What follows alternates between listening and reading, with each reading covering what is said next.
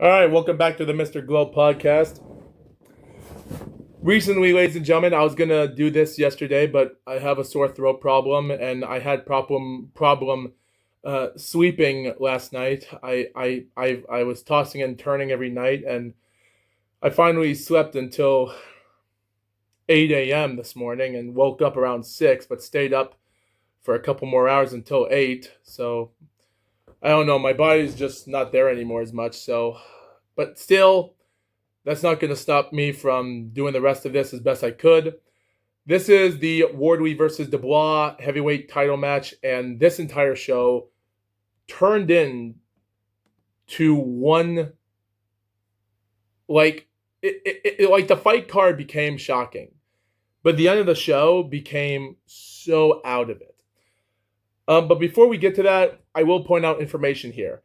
The light heavyweight title, the lightweight contest of Oberton taking on Gongora lasted in a round 5 RTD corner retirement for Oberton, winning his 15th pro fight, making that his 16th pro fight. Also happening just yesterday ago when I was about to do it in Las Vegas. In the Meta Apex, Shane Mosley's son, Jr., defeated Boachuk in round 6 TKO, reclaiming his 23rd win of the day. With knockout ratios, we'll never know. But what we will know is he is back, but not for long. We're also having talks about other stuff happening into the main event scenes, and that is including this title match and everything else happening on the show as we speak. We do have other non-title fights going on as we speak, but the entire show on May the 9th didn't bring in a lot of crazy stuff. Like, we even had a fight that just took place in Tokyo in the Korakuen Hall where Makito Nakano won a round 4 TKO against an African fighter. But again, his unanimous decision loss got the better of him. The damage was done. But does that mean he's out? Not really. He still might have a little bit left in him as we speak. But again, consider that was 5 days ago. It doesn't mean that opportunities could still happen. But with all that being said, we do have other reports I will like to point out. And considering we're coming to the end of 2026, before we talk about the main event show that's going on here, and even though my throat is getting really broken right now, but again, that's not going to stop me from doing this. But I am going to try to do this episode. This might take me like 40 to 50 minutes or so for me to finish this episode. So just bear with me. I'm just not having a good time talking right now. But for now, let's just try to get this over with as time goes on. So the PBA tour already has this in hand. So here's something that a lot of fans online are forgetting about the PBA, that the PBA system for the World Series of Bowling, their 17th anniversary of the World Series of Bowling this year, is that all of the tournaments, including not the major that's going to happen next month, but these other titles are happening in scheduled times, which means that even though they've already did them on the 1st of May, they did the Cheetah, the 2nd of May, they did the Chameleon, the Scorpion, the 3rd, and on May the 4th, they did the Shark. They're only doing one day of those tournaments, playing 5 games every several hours, and then doing another 5 games left. And then they bring the top 12 together, put them in tournament brackets. The top 4 seeds get a round bye. So we have 8 people competing in the quarterfinals of a bracket. The top 4 seeds get a round bye, which means they don't perform in the quarterfinals, but they will perform in the semifinals against the winners in the quarterfinals. And in the semifinals, they're going to do a match pairing. So, for instance, so the Cheetah just happened a few days ago on May the 8th. And also, they also have the PBA 50 thing, which they also are doing live on television, which I'm happy that they brought back old 50-year-old PBA players to compete live on TV during the same day, during the other champs. So that right there, I give a plus to the PBA. It's great to bring those back just a while. So it's great to see our old timers that we used to love back in the past be on TV again, because we have to bring them back. They might not perform bowling for long, but it's better to do that. And that's the beauty of it. So it is what it is. But yeah, like I said before, they go on television on CBS-CN, perform at 3 p.m. So at 2 p.m. every day on the 8th and the 11th and the 12th, they perform the PBA 50s, where the Bellard, the Monticelli, the Petrogalia, and the World Championship Finals, which is the major, which that's taking place tomorrow on the Shark. So they do that. And then after that, the next hour later on 3 p.m., Eastern Standard Time, as they take place during these times when they do this, they go live doing the match play for the for the quarterfinals. And then at 5 p.m., they do the semifinals, where the winners are in the semifinals, advance to the finals. And what's crazy is, so Packy Hanrahan won his first legit title on TV for legit. He defeats Matt Sanders 2-0. And the finals, the championship matches, are a best out of 3, which means it's a race for 2, which means if one person wins one round and the other person wins round 2, that means the third round will be I think a 9th, 10th frame roll-off, I guess. I don't know. We don't know because of it. What's interesting is that people online do not like Darren Tang. Darren Tang defeated Jason Belmonte, but he had to deserve it, interestingly, because his first win against Belmonte was 247 to 217, and then their second match was 176 to 167. And people were questioning how horrible of a low-scoring match that was, when in reality, people don't even know that they were racing for 2, meaning that the winners for the 2 rounds had to perform a third round. So for reasons why people online are ignoring that, we'll never know, because it just seems like it makes no sense. Darren Tang is pretty good. It's great to see him win his first ever title on TV. His first one was back in 2021, which was Flow Bowling, which the PBA does not show for God knows why. So it had to take us less than under 5 years for him to even win for some reason. But again, you do got to give them credit for what credit's due. But that doesn't mean that he has nothing to waste. He was in 2022, he was the Northwest Regional Player of the Year and the Interleague for runner-up in 2016, and the West and Northwest Region Rookie of the Year, 6-time USA Team of the Year, first player to win regional titles by bowling one-handed and two-handed, and first player to win national champion PBA Tour titles from being a one-handed bowler in 2021 to switching up to two-handed bowls like last year ago, which he still failed. He did got a third-place finish in the mixed doubles last year ago against our former 2024 Female Player of the Year, who's failed hard. And I have a feeling another woman that was Player of the Year in the PWBA in 2025 is going to F up as well, because it seems like all females are not getting their popularity as much because of it. And it just stinks to see that being the waste. All I can say is good job for Darren Tang becoming the first PBA regional and PBA national PBA Tour titleist to become a one-handed winner and a two-handed winner.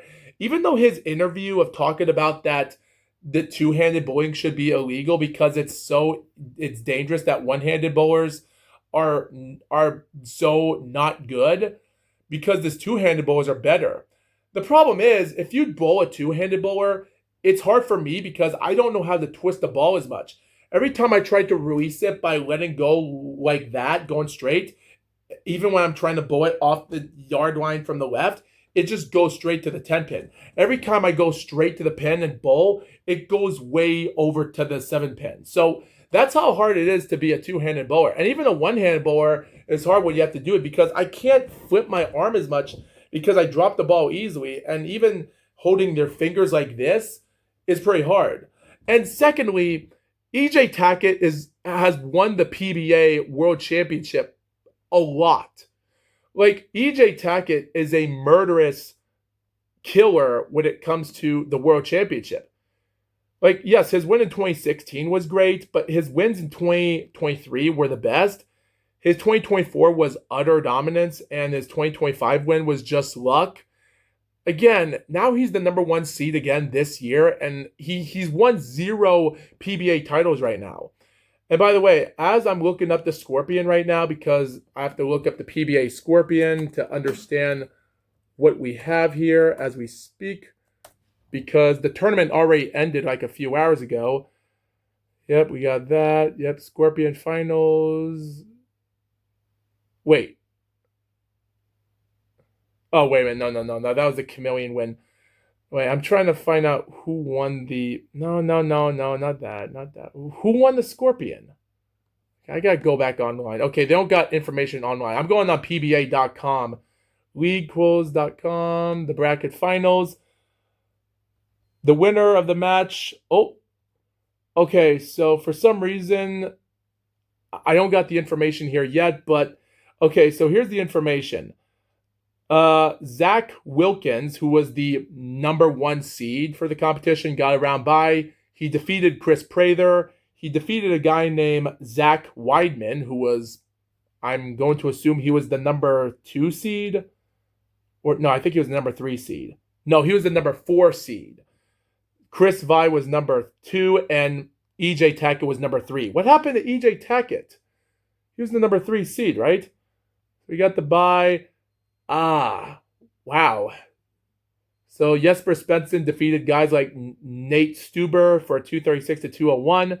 He defeated EJ Tackett 248 to 223. And wow, Jesper Svensson scored a 299 on Chris Vi's 241. Jesper Svensson almost got a televised 300. Oh my gosh. I'm just realizing this right now. Yeah, he's definitely defeated Zach Wilkins. Zach Wilkins scored 252 against Chris Prather's 188 and then went on with a 205 against 277 against Zach. Man, some of these players don't even score 200s. Sheesh. Unbelievable. And Darren Tang got squashed by Graham Fa, 237 to 171 for Zach getting him 267 to 245 later.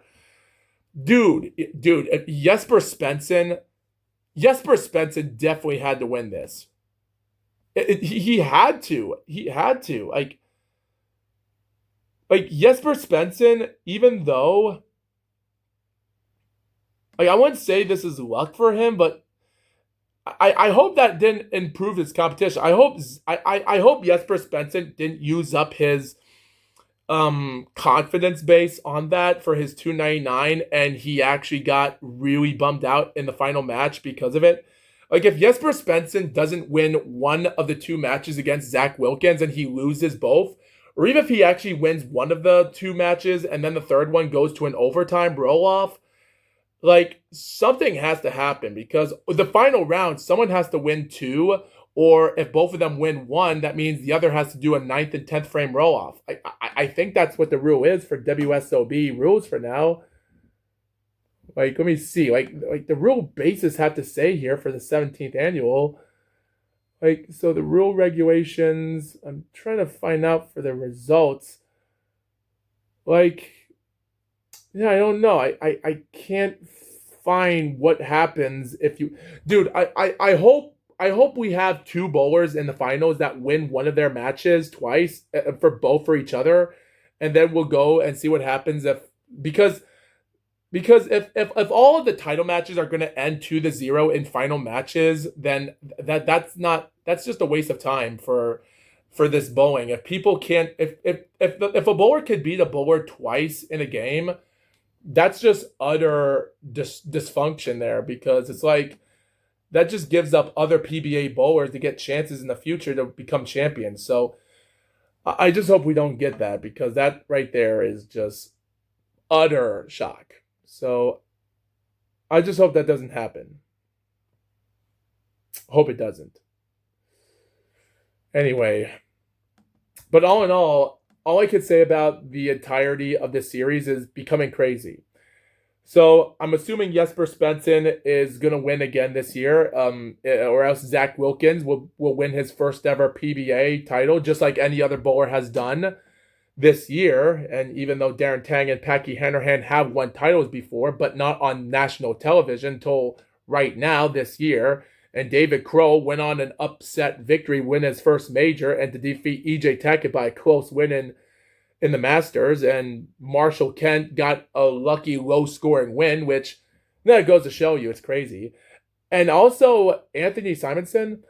I don't know what happened to Anthony Simonson. And as for Kyle Troup and Jason Belmonte, looking at their rankings on PBA.com and the leagues that they've gone for 10 rounds of bowling for each of the patterns, it seems like they're just not doing good. I don't know why. And I don't even know why Darren Tang is doing a lot better this year than he's ever had, because he's finally being on television for some reason. And by the way, he's going to be the number 9 seed out of number 9 for the World Championship next year. And I don't even think he's going to win all 8 matches. I just don't see that happening. It's ridiculous. Again, all of these bowlers are crazy because with all this being said, we have 7 PBA bowlers that have won a title this year and some that have barely won some titles in their career. And it's crazy. The thing is, if EJ Tackett doesn't win the Scorpion, technically he failed the Scorpion. Technically, next time on the Shark, which I'm going to look up the Shark pattern right now so we'll know where we're at. So the Shark pattern, what does the Shark pattern have for us? We have scoring details here on league.com. Okay, so EJ Tackett is number 5, which he actually failed by only 11 pins past Brandon Bonta. So technically he has to perform in the quarterfinals against Mitch Hoop, which might be an easy win for him.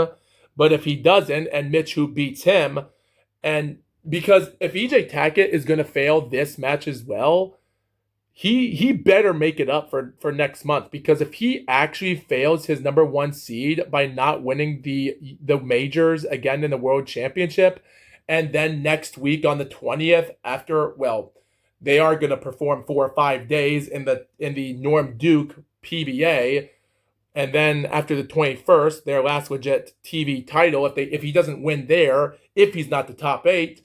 My question is, what's the point of him even being player of the year? He's going to be like the next Marshall Holman of bowling. So it's really tough to say that.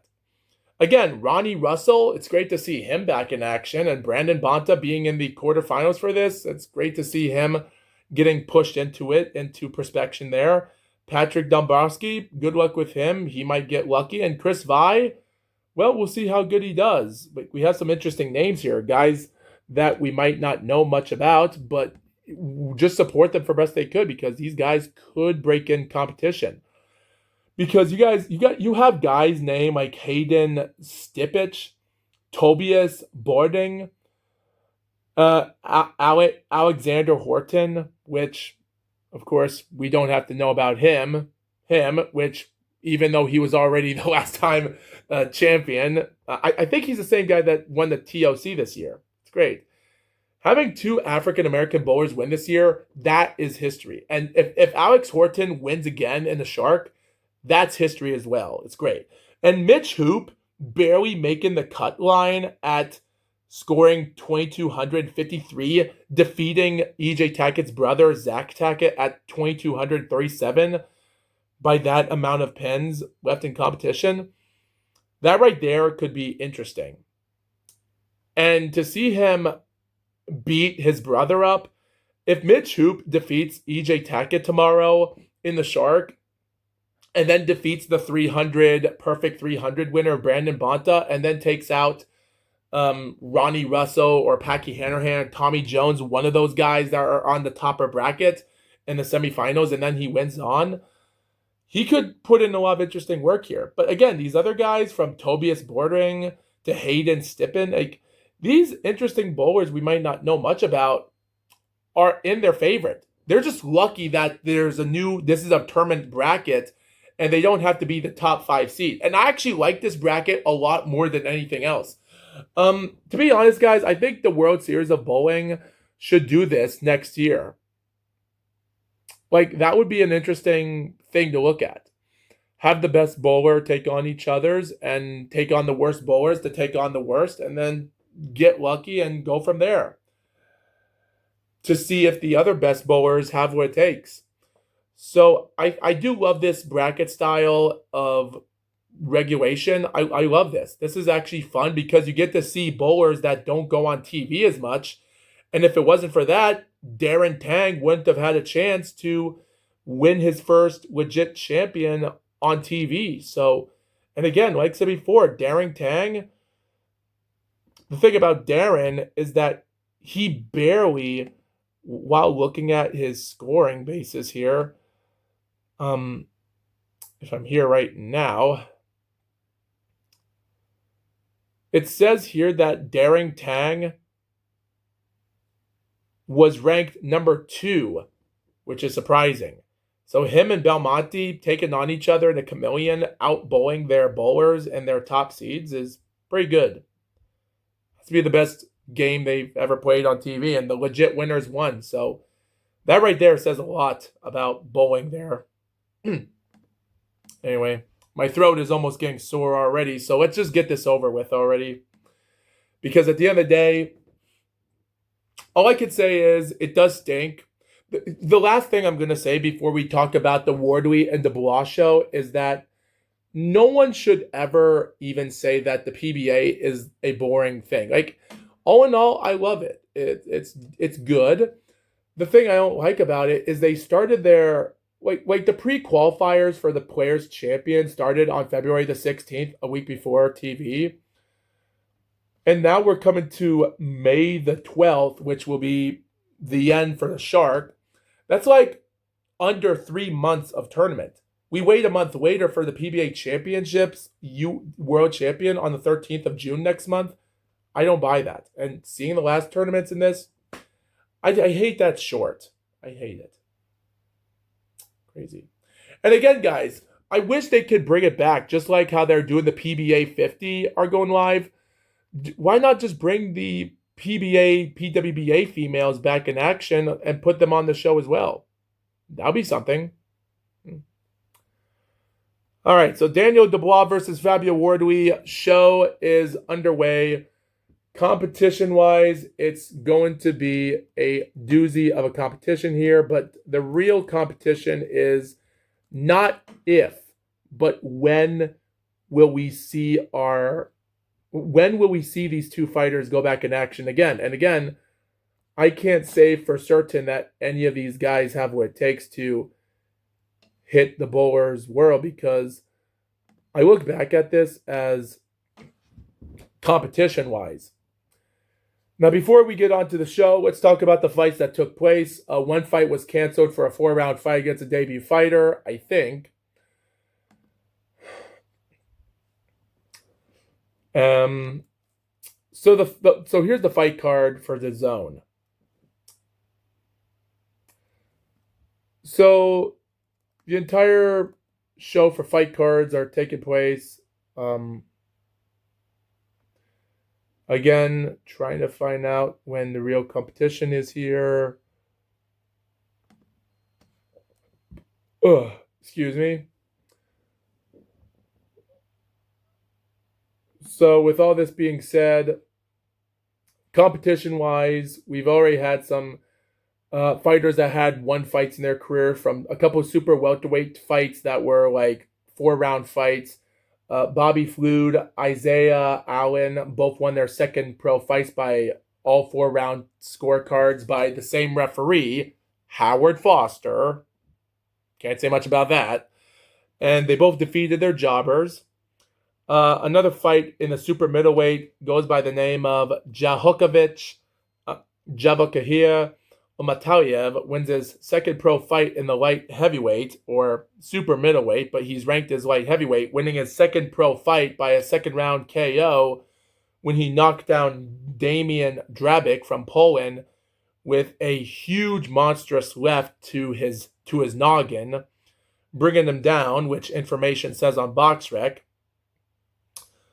Mike Perez, a longtime contender who is ranked number 12 in the cruiserweight, past his prime, 40 years old, takes on Franklin Arinze from Nigeria, who was actually a hype job fighter, winning his first few fights in his career, winning a bunch of them in 2024 in his rookie year.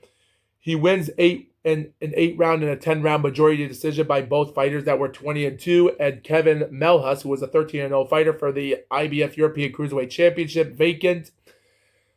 And it took him almost a year. Unfortunately, Mike Perez gets an upset victory against this Nigerian fighter with a 78-74 score by the referee named Darren Sargentson. But again, that's not the only upset we're going to talk about this night, because the best are about to come. And technically, it just gets a lot more surprising. With all that being said. But with all this being said,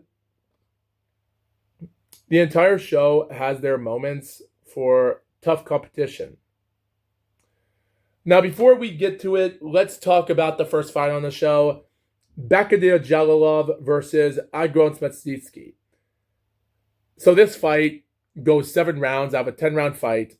Agron and his trainers tells out referee Darren Sargentson he doesn't want to fight no more. Agron agrees with the referee, and they stop the fight after round 7 during the end of the fight.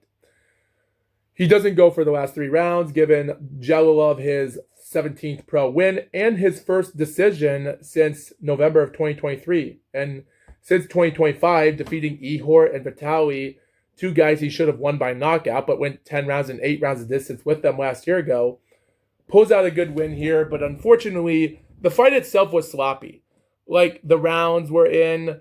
Jalilov did lost his balance at one point and moments for punching into mid-rounds.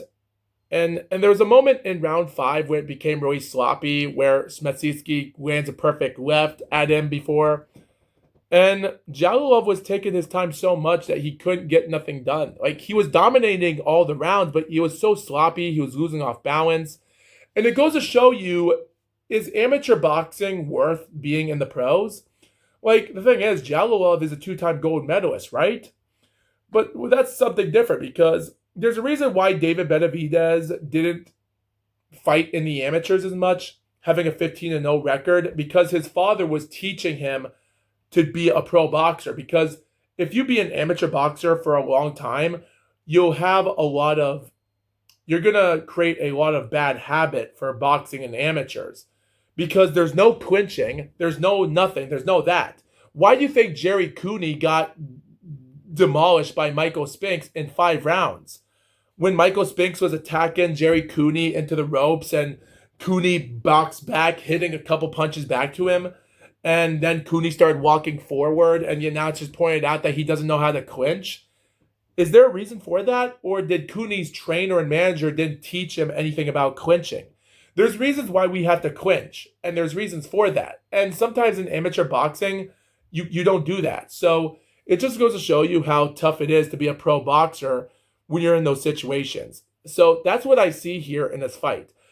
I do like to see Jalilov fight against another fighter for his 18th pro fight to take on a nobody, just to build up his resume and heavy knockout and maybe a few rounds here or there, and then fight against Moses Atama, which they're thinking about setting him for the fall. So I think Jalilov should just box one other fight, which is just a quick 6 or 8 round fight, just to get his legs back into action, and then fight Moses Atama for his 19th pro fight.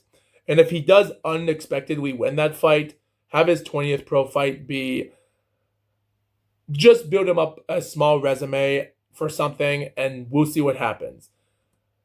And by the way, like, there was a moment in round 6 where Smetsitsky threw a huge bomb to the back of his head before the end of the round, which was also scary as well. But again, I can't say much about that. And Smetsitsky was giving him problems. They were having clinches. He was punching him in the head. And heck, even referee, what's the referee's name again? Sargentson. Sargentson even told Bakadir to keep his head up, which he tried. But the thing is, Jalilov was so out of it, and Smetsitsky, he was using a lot of it. Like, he was losing balance, and Sargentson was giving out warning for some reason when he was losing his balance.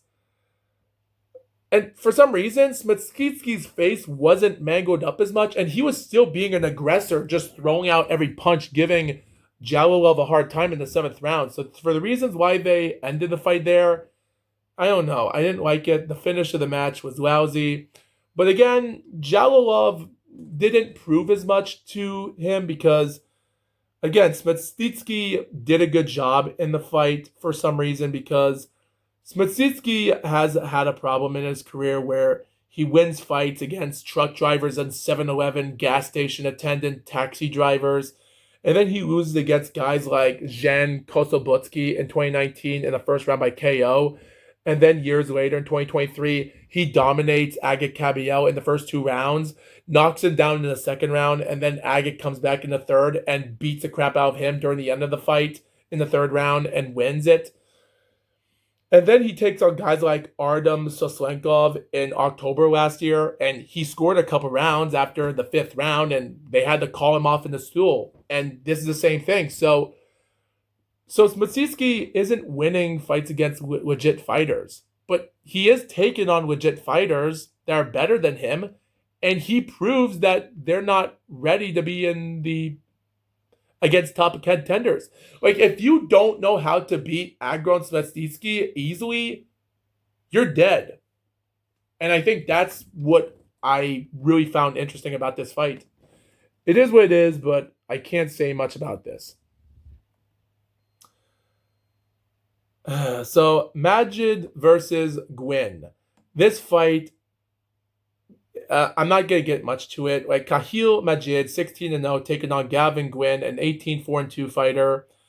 Super lightweight fight. All I can say about the information-wise is this. And I'm just going to squeak through these as quick as I can. So, Galvin demolishes him in the 1st round, gets him by round 2, and gets him to round 3. And it was an easy fight. Majid does finally come back with uppercuts and other punches and body punches to the downstairs region from round 4 and round 5 and round 6, outboxing Gwyn in the mid part of the rounds. And by the end of round 7, he's already won like his 4th round after the 4th round. So he's off a terror streak. And then in round 8, for some reason, Majid comes back. Galvin Gwyn comes back to the 8th round, and he just found the level as he did, because by the 8th round, he finally found the leverage. Majid got tired, and he manages to box him out. The thing is, there was a lot of clinching in the fight, but again, he managed to give him a problem because Khalil did got tired after the 8th round and so on, and he could barely land stuff in the fight from the 9th. He gets him by the 10th round, outboxing him, and the referee, Michael Alexander, tries his best to get the fight going. And the bell rings. Both guys wave their hands in the air for celebration. And the scorecard reads it. One judge had 95 even, while the other 2 judges had 96 to 94. Winner by majority decision, Gavin Gwyn. So yeah, this was the best win for Gavin in his entire career. Good win. His opponent, Khalil, did got tired during the later rounds for the championship rounds. But again, the guy is not a knockout fighter. He's only scored 4 knockouts in his career. So, and even though by 2018 to mostly 2023 a little bit, he has been taking on opponents that were nobodies until he fought legit in 2025. So this was a tough fight for him. It was tough. So the next fight, David Morrell versus Zach Chelly for the light heavyweight. David Morrell is coming back from his now first win with the 10-0 fight with Iman Hataev last July, even 5 months after his fight against Benavidez.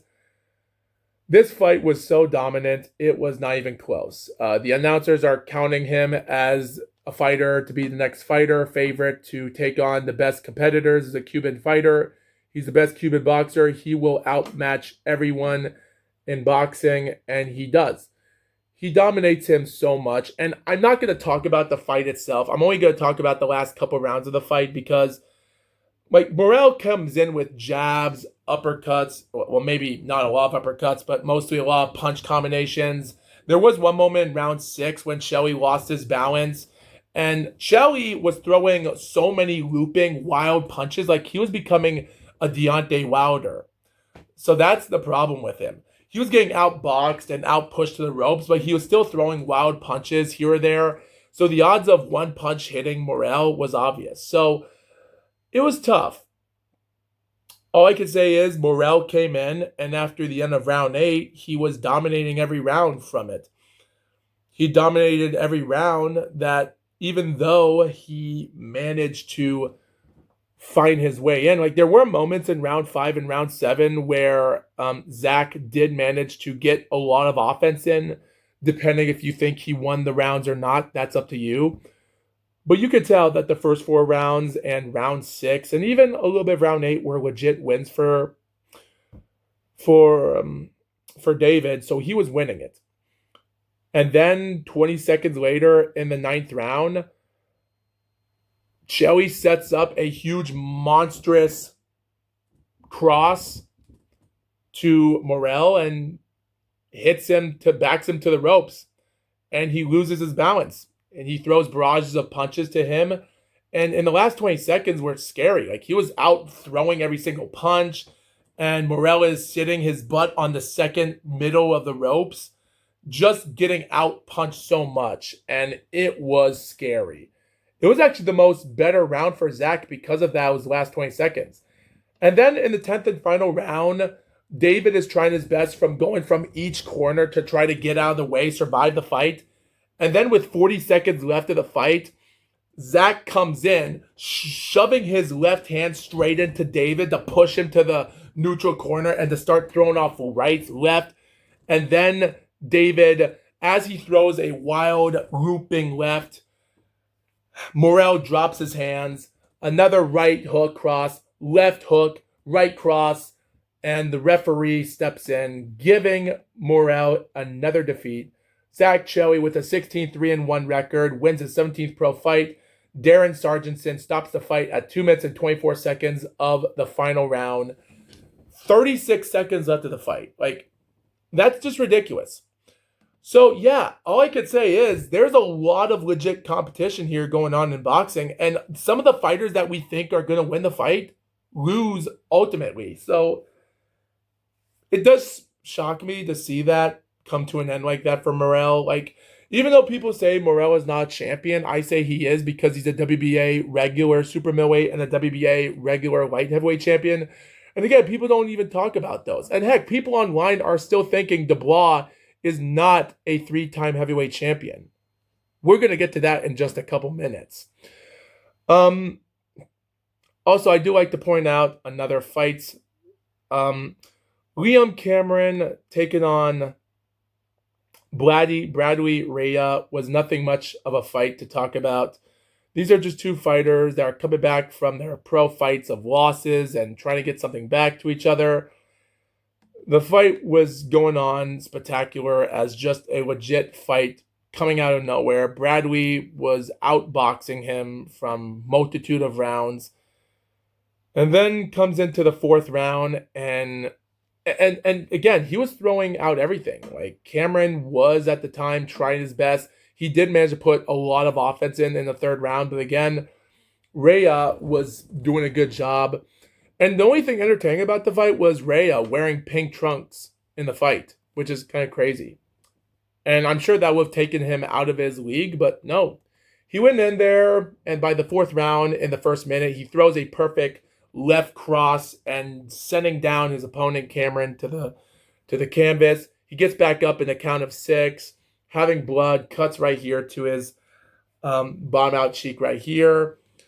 But again, the fight ends it with a huge left, right uppercut, another right uppercut, and down goes Liam. And someone even threw in a towel, but the referee who is Bob Williams, didn't even see Cameron's corner, threw in the towel, so they threw it in again. He got back up in the count of 4, and I don't even know if the referee saw him through the towel, but he still waved the fight off.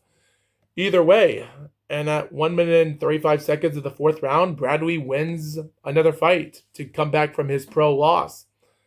It is what it is, but I can't say much about that.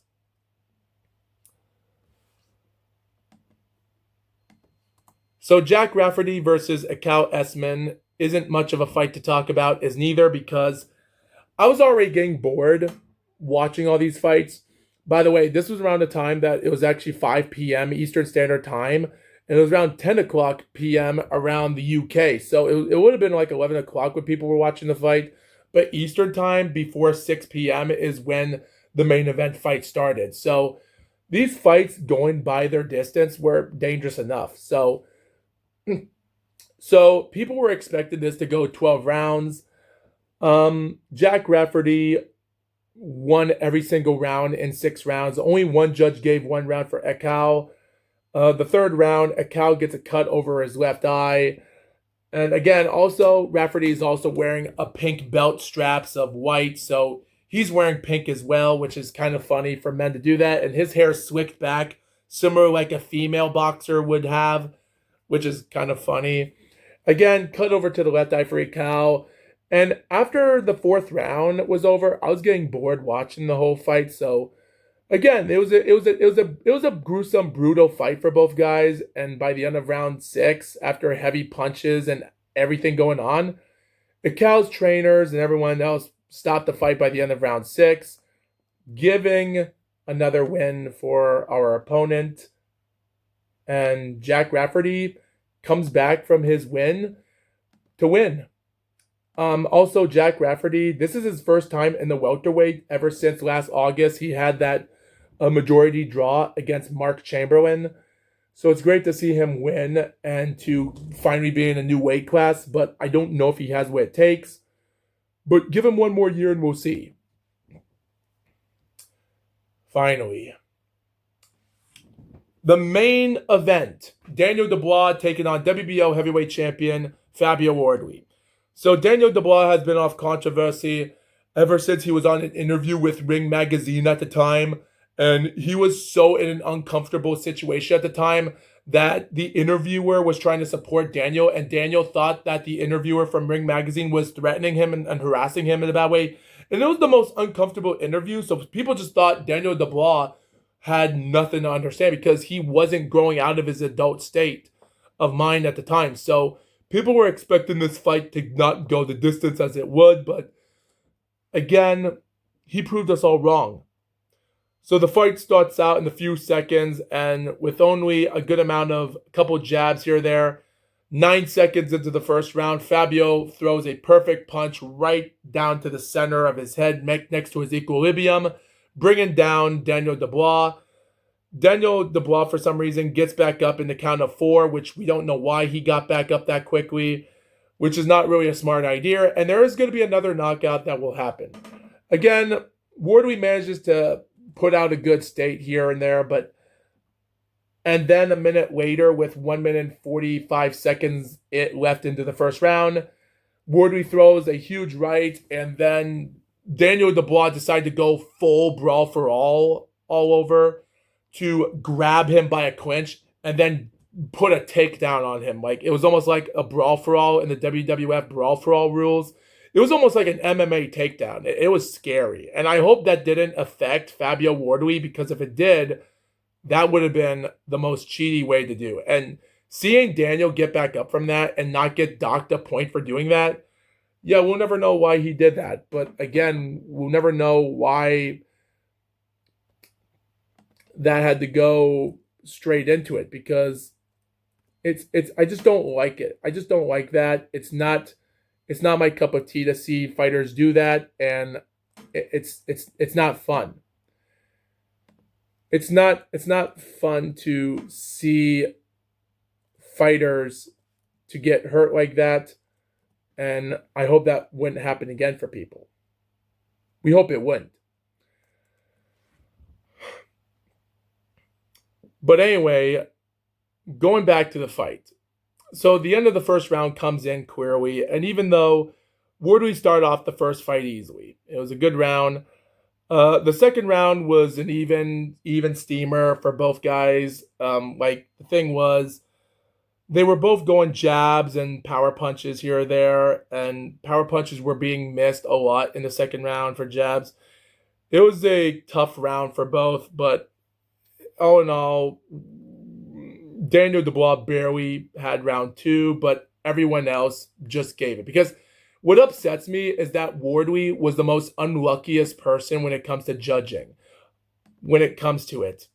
By the way, Howard Foster is the referee of this fight as well. And as for the Jack Rafferty and Akal fight, that was refed by John Letham, and Liam Cameron was refed by Bob Williams. So 3 different judges at the time were judge of those other fights. So the second round was given to Dubois, and then in round 3, with only 1 minute into the third round, Dubois tries to study himself, but does not expect Wardley to throw another heavy whoopie-doopie right head to connect it to Dubois' equilibrium. Dubois stumbles several feet and then takes a right knee to go down for a second time. For some reason, he gets back up from the count of 4. So I love the strategy here. It's like Daniel Dubois knows that Wardley is known for a power punch, but if he can outbox him and outthrow more punches than him in every round, he can win the fight easily as long as the judges are being nice to him.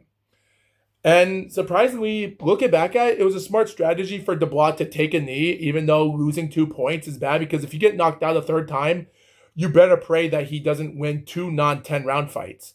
So I think Dubois did a smart idea there, but the thing I didn't like about it is that the problem is Dubois got back up on the count of 4. Him getting back up while getting hit in the equilibrium is not a good thing. So for reasons why he did that, we'll never know why he got back up from that. And by the way, he was landing more power punches and jabs in that third round than Wardley did. And Wardley took that round away from him. So pretty much 29-26 favored Wardley to win the fight. But then the last several rounds were all rounds for Dubois. No one would give one single round to Wardley. I would give 1 round for Wardley in one of those rounds. So Wardley was just demolishing him, throwing out punches, everything else from start to finish.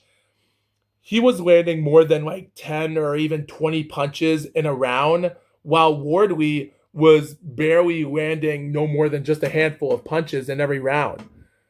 Because even though the thing was, Wardley was throwing power punches, but he was not even landing a lot. There were times that Dubois was missing power punches, uppercuts, and by the 7th round, by 6 rounds, it was turning into a bloody war, because in the 7th round, everything else was going on. Wardley's face was getting mangled up, blood, everything else spew around him. Dubois' eye, he had one of his eyes being injured, but not seriously bad than everything else.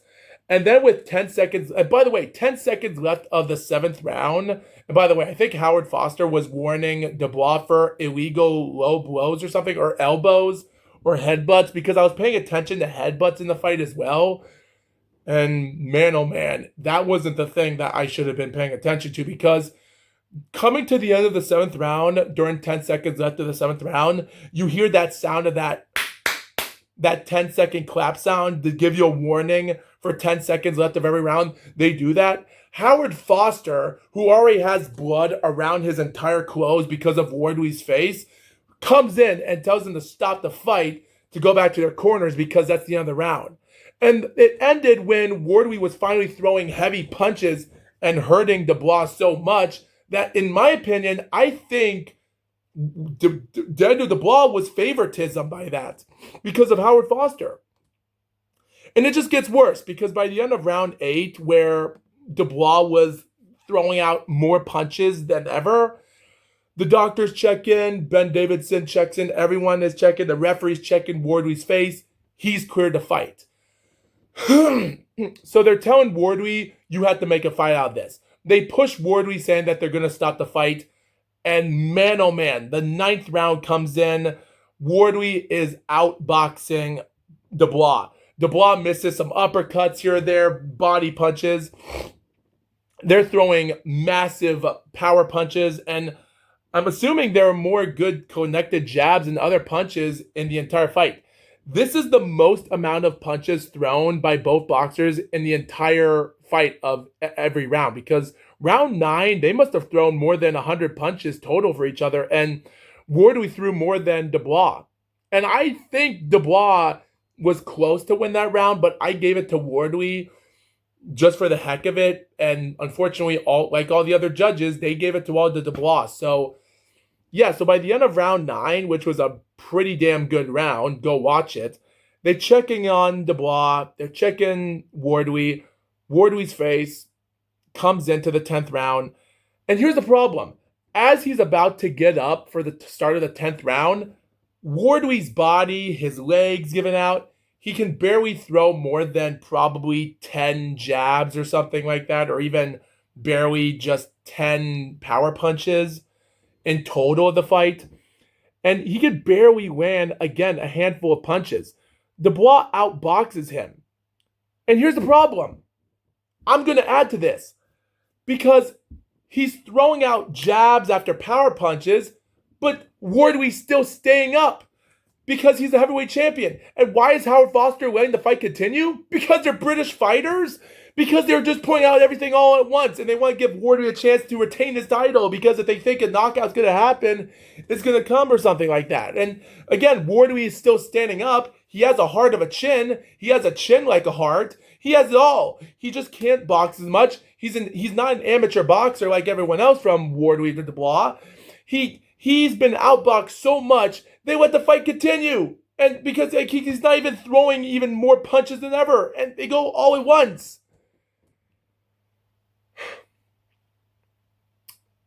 Eventually, Wardley connects like 2 or 3 jabs, lands a couple jabs on Dubois easily. Dubois lands a couple jabs of his own out of a couple or 3 or so he threw at Wardley. And then he throws a clean right power punch right into Wardley when his gloves were down. He tries to throw a left, connects it perfectly. Howard Foster steps in, stops the fight. The time, 28 seconds of the 11th round. Winner and new WBO champion, Daniel Dubois. And even though people online are calling him a 2-time heavyweight champion, if you want to count the WBA regular heavyweight champion he won against Trevor Bryan back in June of 2022, and then he lost it in 2023 against Usyk, that would make him a 3-time heavyweight champion. He wins the titles in the even year and then loses the world titles in the odd year. From 2022 and 2023, WBA. 2024, he wins the IBF, loses it in 2025. This year, he wins the WBO. What are the odds of him losing the WBO in 2027? Whether if he takes on Moses Atama. To be honest, I think he's going to lose the belt next year, and if Moses Atama fights him, if he defeats Bakadir Jalalov this year in the next several months, that's a good win for him. But here's my problem. It's so bad. Like, I love the pay-per-view name, Don't Blink, because there's so many wild punches and knockouts and upset victories going on here in this entire show. It just goes to show you that this has to be one great show. Like, I'll give him credit. And even for Dubois, he didn't say anything if he wanted to fight his way on as best he could from whether it's going to be Atama or if it's going to be Usyk. He was going to think about it, and then he left the ring.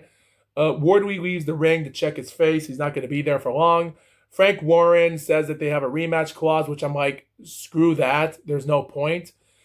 But yeah, it is what it is. I can't say much about that. And by the way, news reports are putting on a lot of effort here because they've already stated out new information here, such as Fabio Wardley, how his body failed him so much, but not his heart, by Ring TV saying that. People are already arguing over Ben Ben Davidson for not stopping the fight and why they let the fight continue, even with all judges having the scores 96 to 92, all favor for Dubois. Not one single round was won for Wardley except round 1 and 3, which were knockout rounds. And so I really can't say why they went over there to do that. We'll never understand because I don't like that type of fortitude of it because it's not seemingly worth the time and money to do that. I really can't. I don't want to condone that because having a fighter. Again, I will say this though, Wardley has the heart. Wardley proved to all of us that even though if you're not an amateur boxer, you can still win no matter what the cause is. It is what it is. So at the end of the day, I'll let that settle for what it is and go on with the dodo birds. So it is what it is. Okay, so by the way, guys, I just went back to the leaguespals.com, which is the PBA, looking up the leagues for each tournament on the PBA. And the bracket for the Scorpion states that Jesper Svensson barely defeated Zach Wilkins 176 to 175 in match number 1. And Zach Wilkins defeated Jesper Svensson in a second match 269 to 204. So I wonder if Jesper Svensson's 299, which he failed to get televised 300, might have affected him today right now because of that. Him barely winning match 1 by a pin and getting demolished by this is bad enough.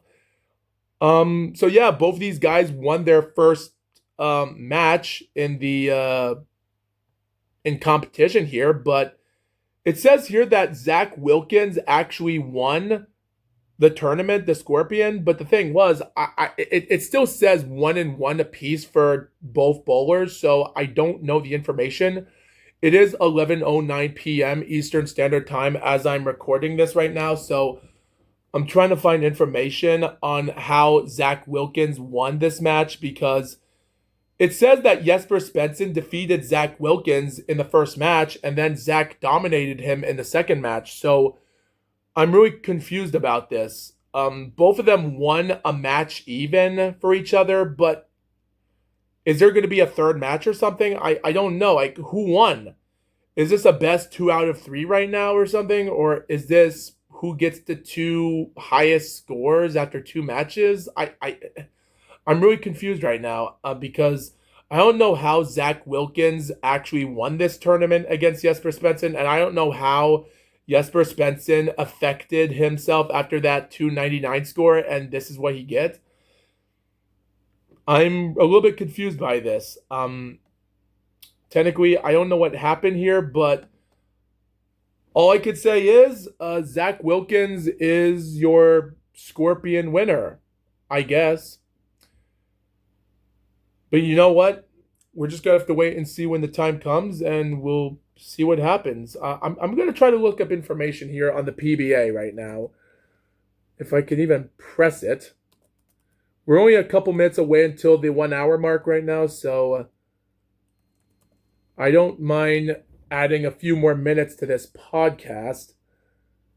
So there's a YouTuber named Lane Vault that's already live streaming this, so let me see what his stream says. So wait a minute, is this a... Okay, so I actually cut back a few minutes of his streaming.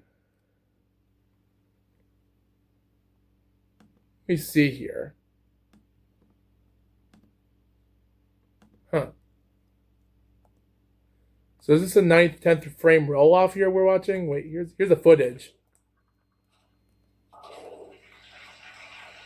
I think this is.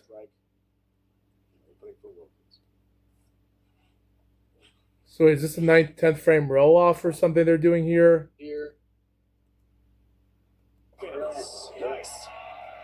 Curious to find out about this. I'm trying to... So both of these guys are bowling, but we don't got the statistics up yet, so I don't know why the PBA is not putting that up. Okay, so this is a 9th and 10th frame roll-off. Jesper Svensson got a 9 and a spare in the 9th frame. And Zach Wilkins got a strike in the 9th frame and almost got messed up in the 10th frame with the first strike, which is crazy how that pin still stood up on the 7. Did he score a strike in the 10th frame for a second time? Nope, he got 7 pins, leaving 3 other pins. Let's just see if he actually spared that. Yep, he spared that with a total score of 47. So all Jesper Svensson had to do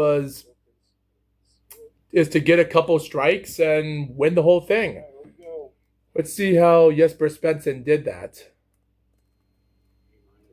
Shot right in there. Let's see what happens here. A shot. Carries or not, we'll see. Looks for the first. Has the first. All right, you got the first strike there. Not bad. All right, so he totals that up. If he gets another strike, he has the win here. That's pretty good. All right, let's see what happens here in this next shot.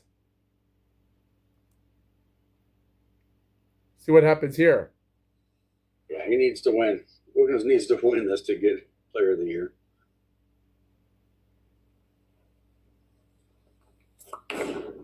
He's got to have it.